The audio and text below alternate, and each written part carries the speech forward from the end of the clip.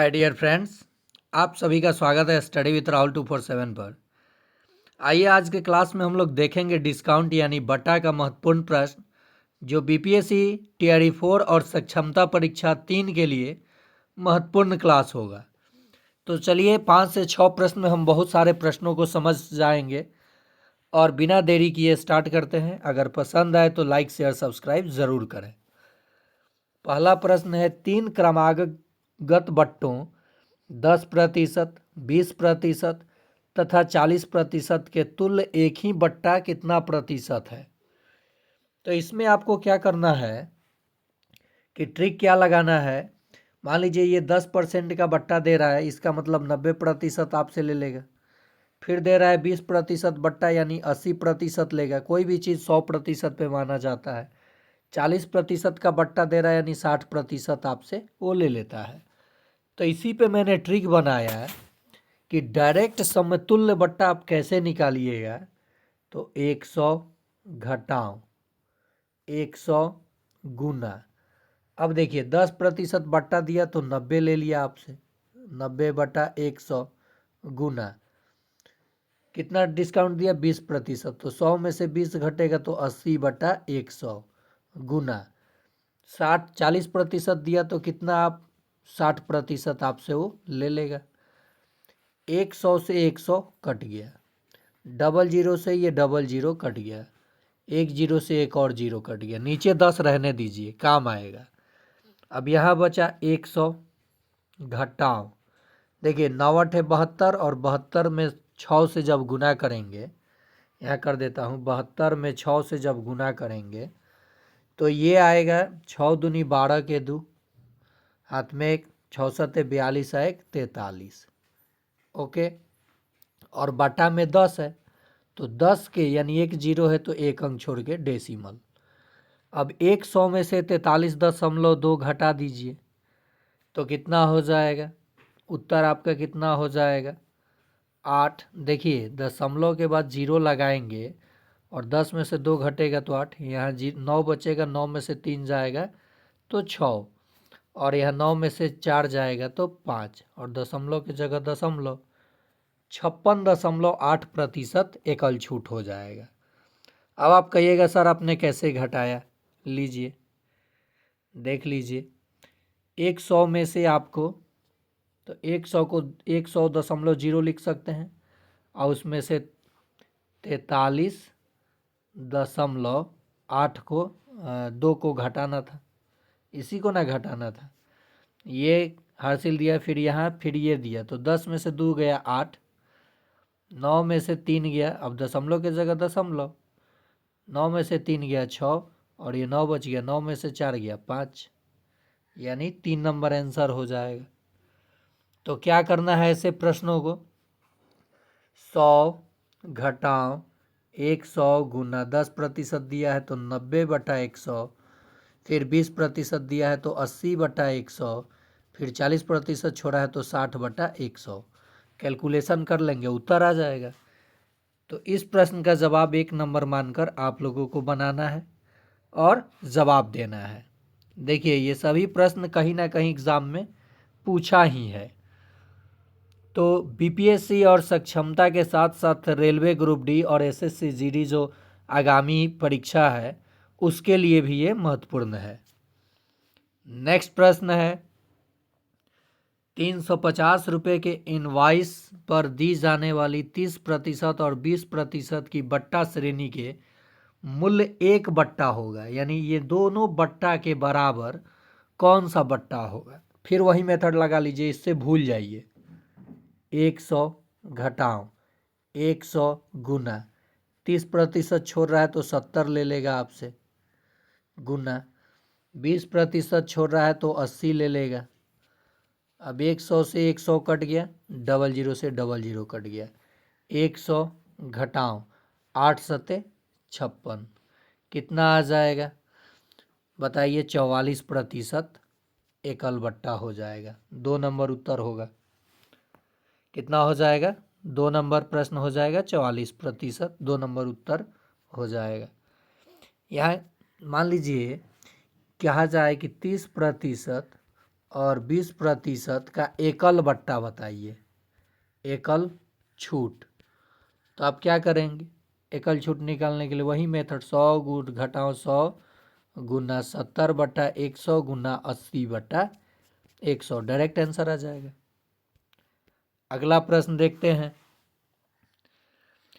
कबीर ने एक वस्तु अंकित मूल्य के 25% बट्टे पर खरीदी और उसे 660 रुपये में बेचने से उसे 10% का लाभ होता है। उस वस्तु का अंकित मूल्य क्या है? अंकित मूल्य यहाँ पूछा है। 100 रुपये की वस्तु को उसने 75 रुपये में खरीदी, 100% की वस्तु को 75% में उसने ले लिया और 10% लाभ यानी 110। अब इनके बीच का अंतर कितना हुआ बताइए, 25 और उधर कितना 10, 35। देखिएगा आप लोग इसको बनाइए, अगर नहीं आएगा तो मैं फिर आपको बताऊंगा कि इसका जवाब क्या होगा। चलिए अगला प्रश्न देखते हैं और इसके बाद आखिरी प्रश्न जो कि आसान है ये दोनों। एक प्रश्न ये जो मुश्किल है आप लोगों के लिए, देखता हूँ कितने लोग बना करके इसका जवाब दे पाते हैं। और ये तो आसान है। कह रहा है कि किसी वस्तु को उसके अंकित मूल्य पर 14% का बट्टा देकर 387 रुपये में बेच दिया जाता है। वस्तु का अंकित मूल्य क्या था? कितना बट्टा दिया गया है? 14%। तो 14/100, 100 में से 14 घटेगा तो कितना आ जाएगा 86 और बटा में 100 रहेगा। ये जो ऊपर वाला वैल्यू आया ये विक्रय मूल्य हो गया और नीचे वाला अंकित मूल्य हो जाएगा यानी 100। तो ये विक्रय मूल्य का मान 86 का मान कितना दे रखा है 387। हमें मान चाहिए 100 का यानी अंकित मूल्य का। तो 100 का मान हो जाएगा 387 गुना 100 अब बटा में 86। 2 से कटा 50, 2 से कटा 43।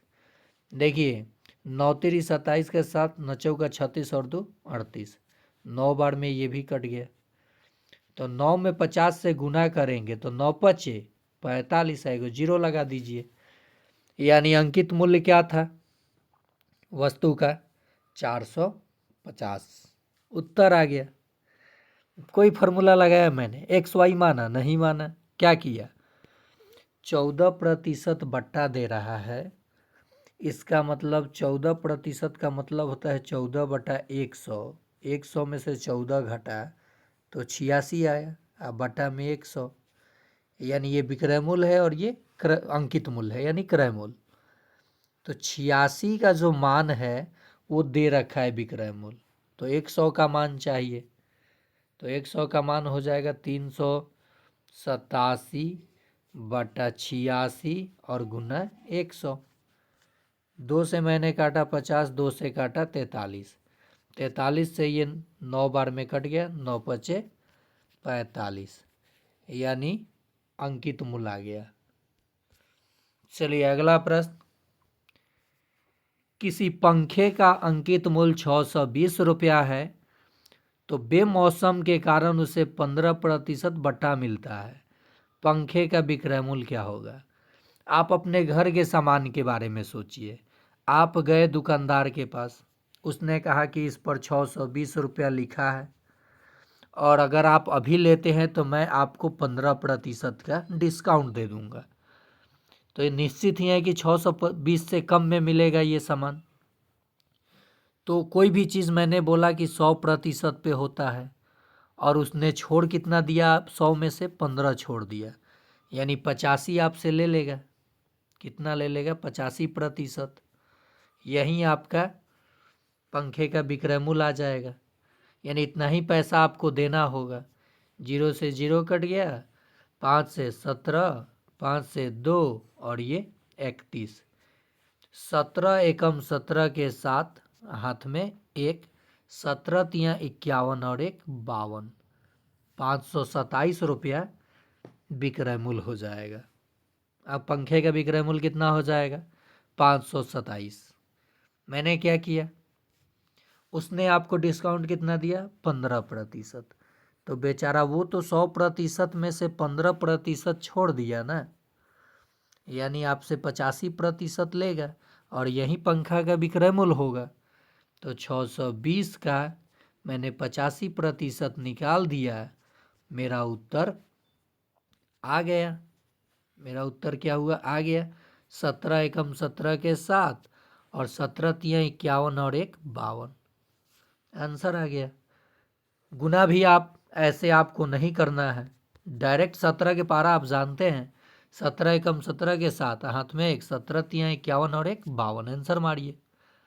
अगर ये अंत में 7 7 नहीं होता ना, अलग अलग डिजिट होता है, तो मैं केवल यहाँ देख लेता 7 एकम 7, जहाँ 7 होता मार के निकल जाता, लेकिन सब में 7 लगा दिया है अंत में यूनिट प्लेस पे। तो एग्जामिनर भी इतना बेवकूफ़ नहीं है, वो घुमा देता है। मान लीजिए आप गए बाज़ार, ये सारे दैनिक जीवन से गणित जुड़ा हुआ होता है और हम लोग प्रत्येक दिन गणित का इस्तेमाल करते हैं और कहते हैं कि हमारा गणित कमज़ोर है। गणित आप किसी का कमज़ोर नहीं है, बस प्रैक्टिस आप लोग नहीं करते हैं। ये मन से हटा दीजिए कि गणित आपका कमज़ोर है। आपको सब कुछ आता है और आप आसानी से सक्षमता निकाल सकते हैं। और बीपीएससी टीआरई 4 के जितने अभ्यर्थी हैं इस चैनल पे जुड़े, मैं गारंटी लेता हूँ कि मैं पर डे, अब आप कहेंगे कि सर रेगुलर वीडियो आप नहीं दे पाते हैं, और क्या रेगुलर वीडियो दे देने से आप पास हो जाएंगे? मैं जो दिया उसके आधार पे आप प्रश्न सोचिए ना, निश्चित गारंटेड पास हो जाएंगे आप। जैसे अब इसी पे 500 रुपये किसी वस्तु पे लिखी थी और बोला गया कि 500 रुपये की, मान लीजिए किसी किताब की ही मैंने जिक्र किया कि किताब पे प्रिंट था 500 रुपये। मैं ख़रीदने गया तो मुझे बोला गया कि आपको 40% की डिस्काउंट दे दिया जाएगा, आप टीचर हैं तो, नहीं तो बाकी को 30% का डिस्काउंट दिया जाता है। तो मैं लालच में आके ये खरीदा।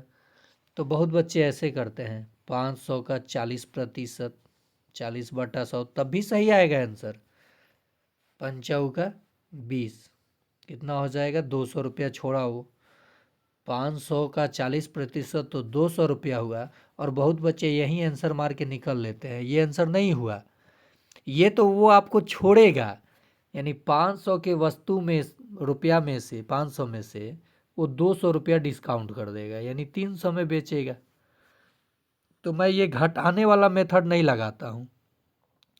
500 की वस्तु थी, उसने 40% डिस्काउंट किया, इसका मतलब हमसे वो 60% लेगा ही लेगा। बस मेरा आंसर डायरेक्ट आ जाएगा, 6×5 = 300 रुपया, विक्रय मूल्य आ गया। तो गुना करके फिर घटाना, फिर उसका उत्तर देना या डायरेक्ट उत्तर देना, ये आप पे डिपेंड है। तो आप कैसे बनाएंगे, कैसे चीज़ों को सीखेंगे, आइए जुड़िए स्टडी विथ राहुल 247 के साथ। मैं कोशिश करूंगा कि पर डे बीपीएससी टीआरई 4 और सक्षमता 3 दोनों के लिए पार्टिकुलर टाइम बना करके वीडियो अपलोड करूं, चाहे वो सामाजिक विज्ञान, हिस्ट्री, पॉलिटी, ज्योग्राफी, साइंस यानी विज्ञान का, केमिस्ट्री, फिजिक्स, बायोलॉजी, जो भी टॉपिक हो, क्या पढ़ना है, कैसे एग्ज़ाम निकालना है और कम समय में कैसे तैयारी करना है, ये सब बातें। और उसके बाद अंत में जब एग्ज़ाम आ जाए और तैयारी कम हुई हो तो तुक्का कैसे मारें।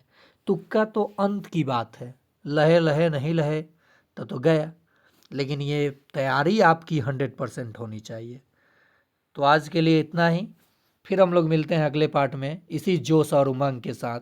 और कोई ये ना बोले कि हमको गणित नहीं आता है, सबको आता है और सबको आएगा भी, क्योंकि मैं आप लोगों के साथ हूँ।